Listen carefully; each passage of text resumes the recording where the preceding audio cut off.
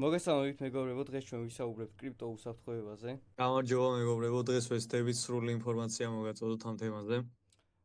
დღეს ჩვენ განვიხილავთ კრიპტო საფულების ტიპებს, ასევე პაროლების შექმნას და მნიშვნელობას, ბლოკჩეინის ტრანზაქციების უსაფრთხოებას და შევეხებით სხვადასხვა თემებს. პირველ რიგში, როდესაც ჩვენ კრიპტოს შევეხებით, აუცილებელია იმის ცოდნა, თუ როგორ უნდა დავისვათ ჩვენი ფასიანი აქტივები. ამ დროს ჩვენ უნდა ვიყოთ ინფორმირებულები თუ როგორ ხდება ამ უსაფრთხოების სისტემების გატეხვა, ასევე არასანდო კრიპტო აპლიკაციებთან წვდომა როგორ უნდა გქონდეს, ასევე რა არის ფიშინგი და ასე შემდეგ. ზოგადად კრიპტოსაფულეები იყოფა ორ ტიპად, ესაა ცივი და ცხელი საფულეები. ცხელი საფულეები არის ისეთი საფულეები, რომლებსაც ძირითადად აქვთ ინტერნეტთან წვდომა.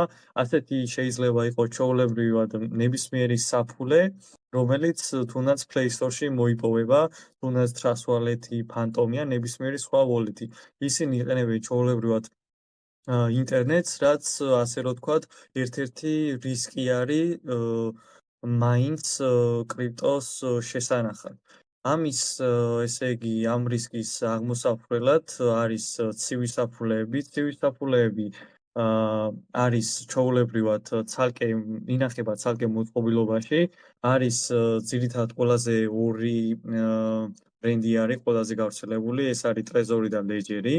და ჩვეულებრივად ეს არის პატარა მოწყობილობა, რომელზედაც გადაგაქვთ თქვენი კრიპტოვალუტები და ინახავთ ამას. არავის არ აქვს წვდომა, არც თვითონ ამ მოწყობილობას არ აქვს ინტერნეტთან წვდომა. უბრალოდ ის პროცესი, როცა კომპიუტერიდან გადაგაქვთ მაგ საფულეზე წვდომა, მხოლოდ აი ეგ მომენტი არის, ასე რომ ვთქვათ, ხელში, ანუ მაგ დროს ხდება მარტო თვითონ ამ საფულის კავშირი. ხო, ყველაზე მოკლედ უსაფრთხო დაცვა კრიპტოვალუტების არის ცივი საფულე. ახლა მე გეტყვით თუ რა კავშირშია ფიშინგი კრიპტოვალუტის დაკარგვასთან. ფიშინგი არის არასანდო ბმულებზე გადასვლის შედეგად მოპოვებული ინფორმაცია ჰაკერების მიერ, რომლებიც მომხმარებელს ძალიან დიდ პრობლემას უქმნის.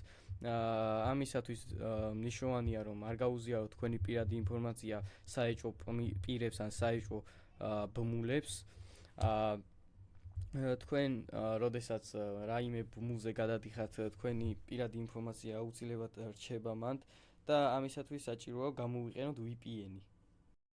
მართლაც VPN-ი ძალიან მნიშვნელოვანი რამ არის, ზოგადად, როდესაც საჯარო Wi-Fi-ს უკავშირდებით, მაქსიმალურად იცოდეთ, რომ თუ აუცილებლობა არის, რომ მაინც დაუკავშირდეთ საჯარო Wi-Fi-ს, აუცილებლად გამოიყენოთ VPN-ი, იმიტომ რომ მაინც IP იცვლება და რაღაც მხრივ უსაფრთხოების დონეზე ეს ყველაფერი მოქმედებს და ზრდის უსაფრთხოების დონეს. ასევე მნიშვნელოვანია, რომ გაითვალისწინოთ, როდესაც ნებისმიერ საიტზე გადადიხავთ, არა აქვთ მნიშვნელობა, რამდენად სანდოა, არასანდო, არასოდეს არ დაედახოთ cookie ფაილებს, რადგან მათ აქვთ წვდომა თქვენს ნებისმიერ აქტივობაზე ინტერნეტში.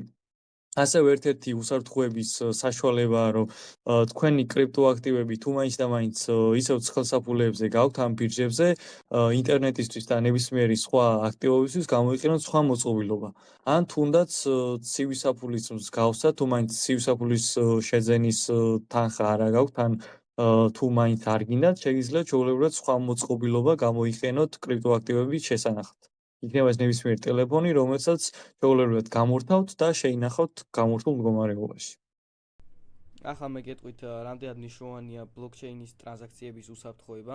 როდესაც ჩვენ ვაკეთებთ ტრანზაქციას ერთი ადრესიდან მეორეზე, აუცილებლად უნდა გადავამოწმოთ მისამართი და ქსელი, რადგან მისი არ დამთხოვის შემთხვევაში მოხდება სხვა ადრესზე გადაგზავნა, რაც გამოიწვევს თანხის დაკარგვას. ეს რომ არ მოხდეს, ამისათვის საჭიროა, რომ ყველაფერი გადავამოწმოთ იმდენჯერ მანამ არ დავწმუნდებით, რომ ყველაფერი სანდოდა. მე მინდა გითხრათ თუ როგორ უნდა დავიცვათ თავი სქემებისგან და თაღლითობისგან. ამ დროს ჩვენ საჭიროა რომ გადავამოწმოთ ის გუნდი ან ადამიანი რამდენად სანდოა სხვადასხვა წყაროებით. ასევე ჩვენ უნდა ვეცადოთ, რომ თავი გქონდეს მაქსიმალურად დაცული, რადგან არ მოხდეს სკამერობა, ასე ვთქვათ. და აუცილებელია რომ სანდო წყარო გამოვიყენოთ და ვიყოთ ინფორმირებულები. მნიშვნელოვანია, რომ დიდი თანხა ზოგადად არ გააჩეროთ ბირჟაზე, რადგან ბირჟა არ არის როგორც საფულე და ჩვეულებრივად შეიძლება ერთ დღეს არის, მეორე დღეს აღარ იყოს. ნუ ეს არ ეხება დიდ ბირჟებს, როგორც არის Binance, Bybit, თუმცა რაღაც რისკები ყოველთვის არის. ასე რომ თავი რომ დაიცვათ, ზოგადად არასოდეს არ გააჩეროთ დიდი თანხა ბირჟებზე, ან თუ მაინც და მაინც გადაანაწილეთ ან დაყავით 5-6 ნაწილად თქვენი თანხა და სხვადასხვა ბირჟებზე გადაანაწილეთ.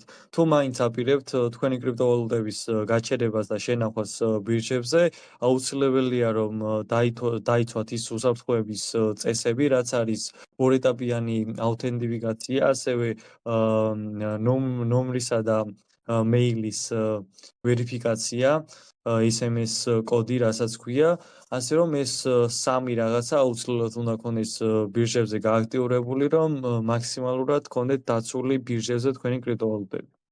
აქვე მინდა გასწავლოთ ერთი აპლიკაცია, თუ თქვენ გინდათ რომ თქვენი პაროლები იყოს განუმეორებელი და ძალიან რთული, არის ერთი აპლიკაცია Bitwarden-ი, სადაც მარტივი რეგისტრაციის შედეგად შეგიძლიათ შექმნათ ძალიან რთული პაროლები და შეინახოთ ისინი ძალიან უსაფრთხოდ. ნუ მეგობრებო, ძირითადად ეს თემები იყო, რაც კრიპტოუსაფრთხოებას ეხება, ასე მოკლედ რაც შეგვეძლო და რისი გადმოცემაც გადმოვეცით. მომავალში თუ ინტერესი იქნება ამასთან დაკავშირებით, აუცილებლად გადავიღებთ უფრო ვრცელ და დაწვრილებით ვიდეო, სადაც დეტალურად ახსნით, რა და როგორ უნდა გავაკეთოთ ნებისმიერი სახის უსაფრთხოების ტიპზე. დიდი მადლობა ყურადღებისთვის. თუ მოგეწონათ ვიდეო, აუცილებლად დაალაიქეთ, დაგვიტოვეთ კომენტარი თუ რაიმე შეკითხვა გაგიჩნდებათ. ასევე დაგვიწერეთ ნებისმიერი სახის კითხვა, რასაც გინდათ რომ შემდეგ ვიდეოში პასუხი გავცეთ. შემოდით ჩვენს Discord-ში, რომელიც უკვე არსებობს და მზად ვართ ნებისმიერ კითხვაზე გიპასუხოთ. ასევე განვიხილოთ ერთად ჩარტები. მოკლედ გამოიწერეთ არხი, რომ მოგცეთ ვიდეოების გადაღების სტიმული და დაგემშვიდობებით. ნახვამდის.